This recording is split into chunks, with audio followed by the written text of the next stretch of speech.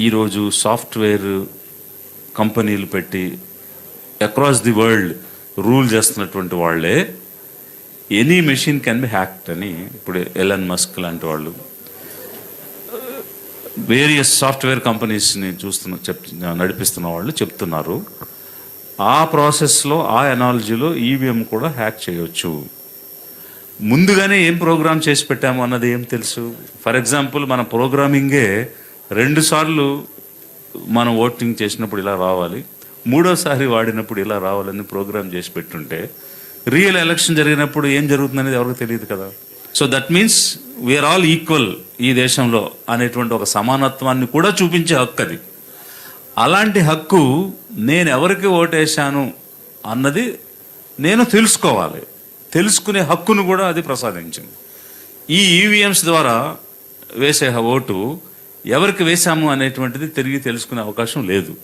అంటే అక్కడ VVPAT slips వస్తాయి కదా, స్లిప్ చూడొచ్చు కదా అనేటువంటి ఒక ఆర్గ్యుమెంట్ చెప్తారు వాళ్ళు. సుప్రీంకోర్టులో కేసు వేసినప్పుడు వీవీప్యాట్స్ అన్ని పోలింగ్ బూత్స్లోనూ పెట్టమన్నారు.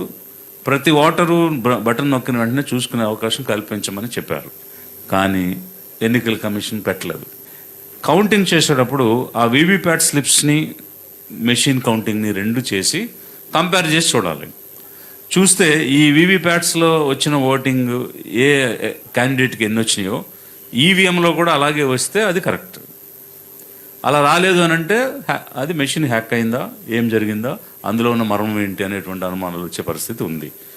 ఈరోజు అసలు ఆ వీవీప్యాట్స్ని చూపించే పరిస్థితి లేదు. అడిగితే అవి బర్న్ చేసేసాము, అవి అవైలబుల్ లేవని చెప్పడం అనేది ఒకవైపు. మరొక వైపు తిరిగి అంటే ఆ డేటాని తీసుకునే అవకాశం కానీ చూసే అవకాశం కానీ లేకుండా చాలా, అది ఎలా చెప్పాలంటే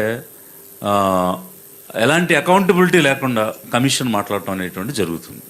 సో వీటన్నిటికీ పరిష్కారం ఏమిటి అని అంటే బ్యాలెట్ పేపర్ ద్వారా ఎన్నిక జరగడమే దీనికి పరిష్కారం. అప్పుడే మన ప్రాథమిక హక్కుల ఉల్లంఘన జరగదు.